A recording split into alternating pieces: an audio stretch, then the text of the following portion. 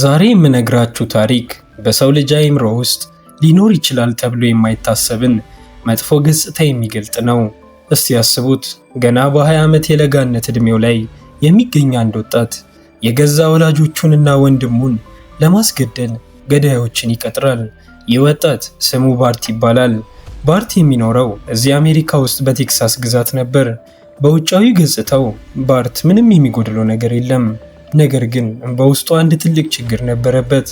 ባርት በማናውቀው ምክንያት ቤተሰቦቹን እጅግ በጣም ይጠላቸዋል። ምናልባት ከሱ የሚጠብቁት ነገር ከአቅሙ በላይ ስለሆነበት ወይም ባለፉት ዓመታት በእነሱ ላይ ያከማቸው ቂም ይሆን? አናውቅም። ብቻ አንድ ቀን በ2000 ዓመተ ምህረት አካባቢ ባርት አንድ ዘግናኝ ውሳኔ ላይ ደረሰ። ቤተሰቦቹን ለአንዴና ለመጨረሻ ጊዜ ከምድረ ገጽ ለማጥፋት ወሰነ። ይህን ለማድረግ ደግሞ እቅድ አወጣ። ቅጥረኛ ገዳይ ቀጥሬ ያስገድላቸዋለሁ አለ። ይህ ለሱ ሁለት ጥቅም አለው። አንደኛው በእሱ አስተሳሰብ ከሚጠላቸው ቤተሰቦቹ ይገላገላል። ሁለተኛ ደግሞ ወደ 1.5 ሚሊዮን ዶላር የሚጠጋ የውርስ ገንዘብ እጁ ላይ ይገባል። ባርት ገዳዮቹ መፈለግ ጀመረ። ነገር ግን ያገኘው ፕሮፌሽናል ገዳዮችን ሳይሆን አብሮት የሚማሩ ሁለት የክፍል ጓደኞቹን ነበር። ወደ እነሱ ሄዶ እንዲህ አላቸው፣ ገንዘብ ሰጣቸዋለሁ፣ ቤተሰቦች የቤት ሰብራችሁ ግቡና ግደሏቸው። እነዚህ ጓደኞቹም በሐሳቡ ተስማሙ። አንድ ምሽት ላይ እነዚህ ሁለት ወጣቶች ወደ ባርት ቤተሰቦች ቤት አመሩ። በስተጀርባ በኩል ባለው መስኮት ሰብረው ለመግባት ሲሞክሩ ግን ያልጠበቁት ነገር ተከሰተ። መስኮቱን ልክ እንደነኩት የቤቱ ደውል መጮህ ጀመረ። ወጣቶቹ ክው ብለው ቀሩ። በፍርሃት እየተንቀጠቀጡ አካባቢውን ጥለው ፈረጠጡ። የመጀመሪያው እቅድ በዚህ መልኩ ከሸፈ። ባርት ግን በቀላሉ ተስፋ የሚቆርጥ አልነበረም። ከጥቂት ወራት በኋላ ሌላ ጓደኛውን ገንዘብ እከፍልሃለሁ፣ ቤተሰቦችን ግደልልኝ አለው። ጓደኛውም መጀመሪያ ላይ እሺ ብሎት ነበር። ነገር ግን ስለ እቅዱ በጥልቀት ማውራት ሲጀምሩ ባርት መቀለዱ እንዳልሆነና እውነትም ነፍሰ ገዳይ ሊያደርገው እንደፈለገ ሲረዳ ደነገጠ። ይህ ነገር ለእኔ አይሆንም ብሎ ራሱን አገለለ። ሁለተኛው ሙከራ አልተሳካም። አሁን ጊዜ 2001 ዓመተ ምህረት ነው። ባርት ለሶስተኛ ጊዜ ለመሞከር እየተዘጋጀ ነው። በዚህ መሃል ግን አንድ ያልታሰበ ነገር ተፈጠረ። ባርት ገዳይ ፍለጋ በሚያደርገው ጥረት ውስጥ አንዲት በኮሌጅ ውስጥ የሚያውቃት ሴት ስለ ግድያ እቅዱ ወሬ ትሰማለች። ይህች ሴት ምናልባት በባርት ጓደኞች ዝርዝር ውስጥ ያለች ብቸኛ ቅን ሰው ነች ማለት ይቻላል። ወዲያውኑ ወደ ፖሊስ በመሄድ የባርትን እቅድ ሪፖርት አደረገች። ፖሊሶች ወዲያውኑ የባርትን ቤተሰቦች አነጋገሩ። ልጃችሁ ሊገድላችሁ እያሴረ ነው አሏቸው። ነገር ግን የሚገርመው ነገር ቤተሰቦቹ አላመኑም። ይህ በፍጹም ሊሆን አይችልም፣ የሆነ ስህተት አለ ብለው አስተባበሉ። ባርትን ሲጠይቁት ደግሞ በውሸት አንደበቱ ኧረ በፍጹም የሆነ አለመግባባት ነው የተፈጠረው ብለው አታለላቸው። እነሱም በሚያሳዝን ሁኔታ አመኑት። ሁለት ተጨማሪ ዓመታት አለፉ። 2003 ዓመተ ምህረት ላይ ባርት ለአራተኛ ጊዜ ሊሞክር ወሰነ። በዚህ ጊዜ ሻምፓኝና ብራሺየር የሚባሉ ሁለት የሚያውቃቸውን ሰዎች አገኘ። ባርት ወደ እነሱ ቀርቦ ቤተሰቦቼን ከገደላችሁልኝ ትልቅ ክፍያ ከፍላችኋለሁ አላቸው። እነሱም በሀሳቡ ተስማሙ። በዚህ ጊዜ ግን እቅዱ ረቂቅ ነበር። እቅዱ እንዲህ ነው። ባርት ቤተሰቦቹን ከቤት አስወጥቶ ለራት ይወስዳቸዋል። እነሱ በሌሉበት ሻምፓኝና ብራሺየር ቤት ሰብረው በመግባት ቤቱን ያተራምሱታል። ይህ የሚደረገው ቤቱ በሌቦች እንደተዘረፈ ለማስመሰል ነው። ቤተሰቦቹ ከራት ሲመለሱ ደግሞ ብራሺየር ሁሉንም በጥይት ይጨርሳቸዋል። በዚህም ግድያው በሌቦች የተፈጸመ ተደርጎ እንዲታይ እቅድ ወጣ።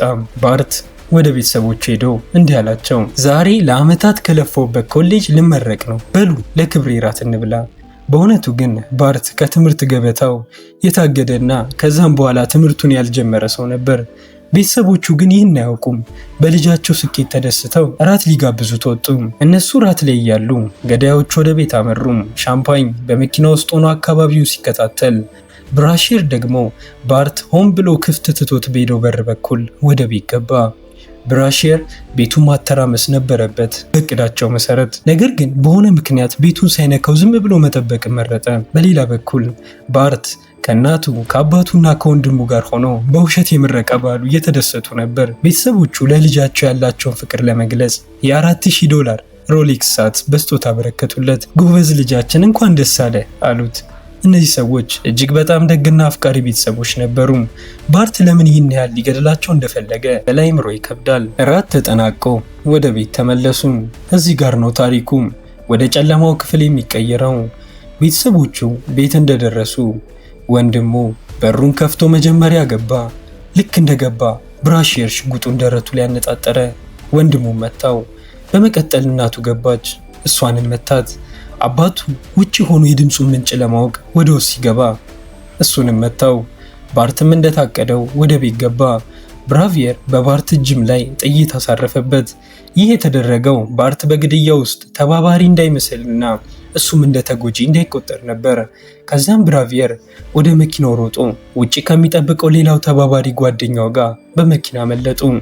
ባርት ወደ 911 ደውሎ እርዳታ ጠየቀ።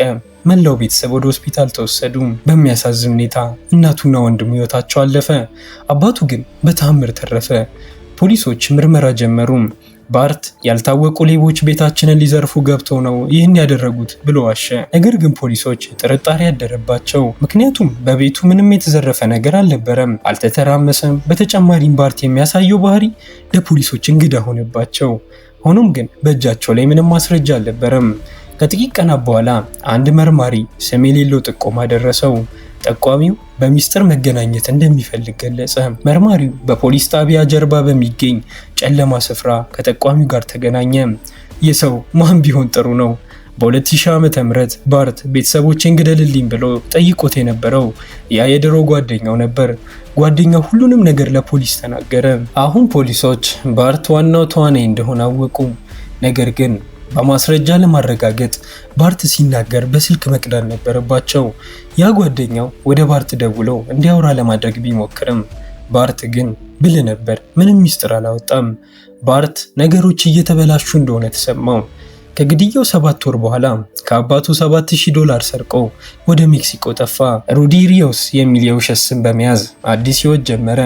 አፓርታማ ተከራየ፣ የቤት ዕቃ መሸጫ ውስጥ ተቀጠረ፣ አልፎ ተርፎም የሴት ጓደኛ አገኘ። በቴክሳስ ግን ፖሊሶች ሻምፓኝንና ብራሺየርን በቁጥጥር ስር አዋሏቸው። ሻምፓኝ ወዲያውኑ ሁሉንም ነገር ተናዘዘ። ባርት ነው ያቀደው፣ ብራሺየርን የገደለው፣ እኔ መኪናን የነዳሁት አለ። ባርት ግን የት እንዳለ አይታወቅም ነበር። ለዘላለም አምልጦ የሚኖር ይመስል ነበር። ነገር ግን እውነቱ ሳይወጣ አይቀርም። ወደ ሜክሲኮ እንዲሻገር የረዳው ጓደኛው ለፖሊስ አሳልፎ ሰጠው። በመጨረሻም ባርት ተያዘ፣ ፍርድ ቤት ቀረበ።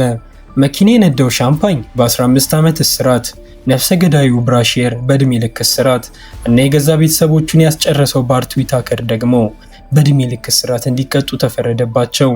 አንድ ቂመኛ ልጅ አፍቃሪ ቤተሰቦቹን በገንዘብና በቂ ምክንያት አጠፋቸው። አባቱ ልጁን ይቅር ቢለውም ሕጉ ግን ፍርዱን ሰጥቷል። ይህ በቴክሳስ ምድር የተፈጸመው አሰቃቂ የክህደት ታሪክ በዚህ ተፈጸመ።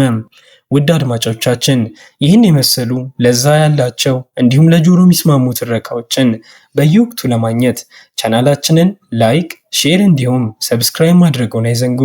በቀጣይ ቪዲዮ እስከምንገናኝ ሰላም ይቆዩን።